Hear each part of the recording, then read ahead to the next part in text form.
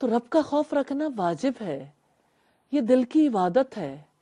اس خوف کے بغیر زندگی میں خوبصورت رنگ نہیں آتے.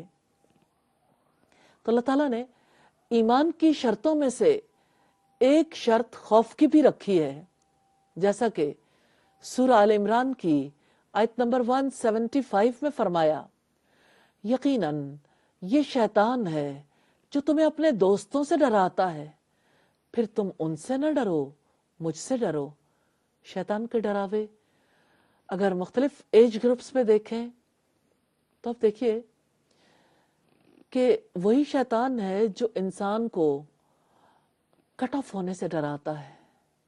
ہیڈ اسکارف لے لیا تو فرینڈز بات نہیں کریں گے، داڑھی کیسے رکھ سکتے ہیں، جئیں گے کیسے،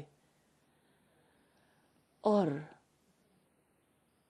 دیگر معاملات پوری زندگی کے معاملات ہیں جہاں شیطان ڈراتا رہتا ہے کہ تمہاری کوئی حیثیت نہیں رہے گی، تمہیں کوئی پوچھے گا بھی نہیں، تم دنیا میں بے وقت ہو جاؤ گے، اکیلے رہ جاؤ گے. شیطان اپنے دوستوں سے ڈراتا ہے، اس لیے رب العزت نے فرمایا ان سے نہ ڈرو، مجھ سے ڈرو. اور رسولوں کے اوصاف میں سے ہے وہ اللہ تعالیٰ کا خوف دلایا کرتے تھے، اور اللہ رب العزت نے رسولوں کو خوف دلایا ہے، جیسا کہ فرمایا یا ایھا المدثر، اے اوڑھ لپیٹ کر لیٹنے والے، قم فانذر، اٹھو پھر خبردار کر دو. اور اسی طرح سے اللہ رب العزت نے حکم دیا وَأَنذِرْ عَشِيرَتَكَ الْأَقْرَبِينَ، اور اپنے قریبی رشتہ داروں کو ڈراؤ. یہ سورہ شعراء کی آیت نمبر 214 ہے، جس میں رب العزت نے حکم دیا ہے کہ اپنے رشتہ داروں کو برے انجام سے، اللہ کی آگ سے، اللہ کی جہنم سے ڈرا دو. سورہ زاریات کی آیت نمبر 50 میں فرمایا فَفِرُّوا إِلَى اللَّهِ، پھر دوڑو اللہ کی طرف، دوڑو دوڑو دوڑو اللہ کی طرف. کیسے دوڑیں؟ انی لکم منہ نذیر مبین، میں تمہارے لیے اس کی طرف سے صاف صاف خبردار کرنے والا ہوں. بھلا آپ نے اپنی زندگی میں ایسا علاقہ دیکھا جہاں پہ سونامی کی وارننگ دے دی گئی ہو، جہاں پر کسی بڑے طوفان کی وجہ سے علاقہ خالی کرنے کے لیے کہا گیا ہو؟ ایک علاقے میں جب وارننگ دی جاتی ہے تو موٹر وے، یعنی جیسے امریکہ کے ایک علاقے میں وارننگ دی گئی تو نیو جرسی سے باہر نکلنے کے لیے روڈز بلاک ہو گئیں. ہر کوئی بھاگ رہا ہے، ہر کوئی بھاگ رہا ہے، پناہ لینا چاہتا ہے، اور اللہ رب العزت نے اپنی طرف بھاگنے کا حکم دیا ہے. بھگائے گی کیا چیز؟ خوف. موٹیویشنل فیکٹر ہے، پش کرتا ہے.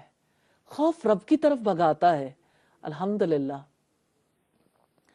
نبی صلی اللہ علیہ وسلم کو جب حکم دیا گیا کہ آپ قریبی رشتہ داروں کو ڈراؤ تو آپ صفا پہاڑی پر چڑھ گئے اور اپنے قرابت داروں کو بلایا، اے بنی فہر، اے بنی عدی، اور قریش کے دوسرے خاندان والوں. اس آواز پر سب جمع ہو گئے، کوئی خود نہیں آ سکا تو اپنی جگہ کسی کو نامینیٹ کر کے بھیج دیا تاکہ معلوم ہو کہ کیا بات ہے. ابو لہب قریش کے مجمع میں تھا. اب صلی اللہ علیہ وسلم نے فرمایا تمہارا کیا خیال ہے اگر میں تمہیں کہوں کہ وادی میں پچھلی جانب سے ایک لشکر آ رہا ہے اور وہ تم پر حملہ کرنا چاہتا ہے، کیا میری بات سچ مانو گے؟ سب نے کہا ہاں، ہم آپ کی تصدیق کرتے ہیں، ہم نے ہمیشہ آپ کو سچائی پایا ہے. آپ نے فرمایا پھر سنو، میں تمہیں اللہ کے عذاب سے ڈراتا ہوں جو بالکل سامنے ہے. اس پر ابو لہب بولا تجھ پر سارے دن کی تباہی نازل ہو، تیرے ہاتھ ٹوٹ جائیں نعوذ باللہ. کیا تو نے ہمیں اس لیے اکٹھا کیا تھا کہ تم ہمیں ڈراؤ؟ اسی واقعے پر یہ آیت نازل ہوئی تبت یدا ابی لہب وتب، ٹوٹ گئے ہاتھ ابو لہب کے اور وہ نامراد ہوا، برباد ہو گیا، نہ اس کا مال اس کے کام آیا، نہ اس کی کمائی اس کے آڑے آئی. کیا ملا دنیا میں؟ بد دعا دی تھی نا، اللہ के रसूल को फिर क्या मिला? बेखौफ था ना, फिर कहाँ चला गया? जिस वक्त उसकी डेथ हुई, अत्से की बीमारी में मुब्तला था। 8 दिन उसकी लाश पड़ी रही। अपने बच्चे भी दफन नहीं करना चाहते थे। आखिर हबशी मजदूरों को बुलाया गया और गड़ा खुदवा के उसमें फेंक दिया गया। ये नसीब है बेखौफ लोगों का। अल्लाहु अकबर। सैयद अबू हुरैरा ने कहा कि नबी करीम ने फरमाया, बनी इसराइल में एक साहब जिनका नाम जुरैज था, वो नमाज पढ़ रहे थे कि उनकी वालिदा आई और उन्हें पुकारा। उन्होंने जवाब नहीं दिया। सोचते रहे जवाब दूं या नमाज पढ़ूं। फिर वो दोबारा आई, गुस्से में बद्दुआ कर गई, अल्लाह इसे मौत ना आए जब तक किसी बदकार औरत का मुंह ना देख ले। जुरैज अपने इबादत खाने में रहते थे और एक औरत ने, जो इबादत खाने के पास मवेशी चराया करती थी, फाहिशा थी, उसने कहा कि मैं जुरैज को फितने में डाले बगैर नहीं रहूंगी। चुनांचे वो उनके सामने आई, गुफ्तगू करनी चाहिए, लेकिन उन्होंने मुंह फेर लिया। फिर वो एक चरवाहे के पास गई और अपने जिस्म को उसके काबू में दे दिया। आखिर लड़का पैदा हुआ। उस औरत ने इल्जाम लगा दिया, ये जुरैज का लड़का है।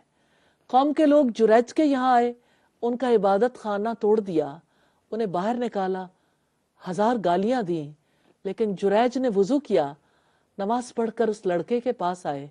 उन्होंने उससे पूछा, बच्चा तुम्हारा बाप कौन है? बच्चा अल्लाह के हुक्म से बोल पड़ा, चरवाहा। कौम खुश हो गई और कहा, हम आपके लिए सोने का इबादत खाना तामीर करेंगे। जुरैज ने कहा, मेरा घर तो मिट्टी ही से बनेगा।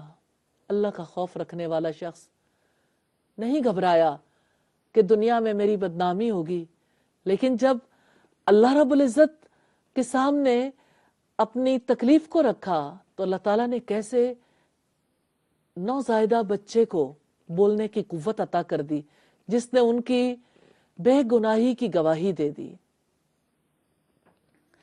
तो अल्लाह ताला अपने बंदों के जरिए से अजाब से डराते हैं। जैसा कि सूरा अज़्ज़ुमर की आयत नंबर 16 में है, उनके लिए उनके ऊपर भी आग की छतरियां होंगी और उनके नीचे से भी। ये वो चीज है जिससे अल्लाह ताला अपने बंदों को डराता है।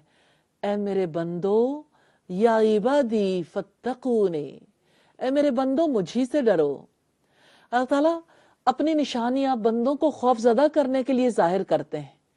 जैसे जब बादल चमकते हैं, बिजली गरजती है, तो ये एक तरफ उम्मीद भी है कि पानी हो जाएगा और पानी से जरूरियात पूरी होंगी, दूसरी तरफ खौफ भी है। इसलिए फरमाया, हुवल्लज़ी युरीकुमुल बर्क़ खौफ़न व तमा, वही है जो तुम्हें बिजली दिखाता है खौफ और उम्मीद के साथ। अल्हम्दुलिल्लाह, अल्लाह ताला एक चीज से दोहरा नफा हासिल करते हैं। हजरत अबू हुरैरा ने बयान किया कि नबी करीम ने फरमाया, कयामत के दिन सूरज और चांद दोनों तारीक यानी बेनूर हो जाएंगे। ये बुखारी की 3200 नंबर रिवायत है।